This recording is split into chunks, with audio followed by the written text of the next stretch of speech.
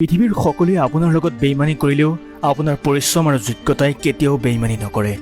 জীৱনত সুখী হ'বলৈ হ'লে যিবোৰ কৰি ভাল পায় সেইবোৰক পাবলৈ চেষ্টা কৰি যাওক, নতুবা জীৱনত যি আছে তাক ভাল পাবলৈ শিকি লওক।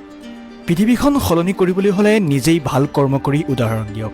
উপদেশৰ প্ৰয়োজনো নাই। আনে যিমানেই যি নকওক কিয় আপুনি মনে মনে থাকিবলৈ শিকক, কিয়নো সূৰ্যই যিমান প্ৰখৰ ৰ'দ দিলেও পৃথিৱীৰ সাগৰক শুকুৱাব নোৱাৰে।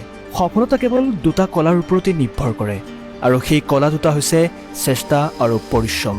আপুনি সেই কামটো নিৰ্বাচন কৰক যিটো কাম কৰি আপুনি আনন্দ পায়।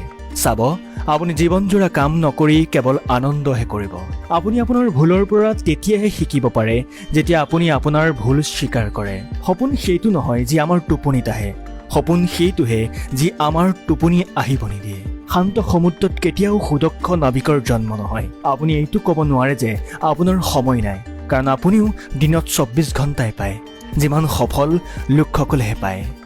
নীৰৱ হৈ নিজৰ কাম কৰি যাওক, আপোনাৰ সফলতাই হুলস্থুল লগাই দিব।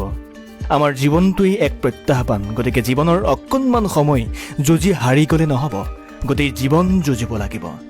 শক্তিশালী তেওঁ নহয় যিয়ে চিঞৰি নিজৰ খং প্ৰকাশ কৰে, শক্তিশালী সেইজনহে যিয়ে খঙৰ সময়টো নিজকে নিয়ন্ত্ৰণ কৰে।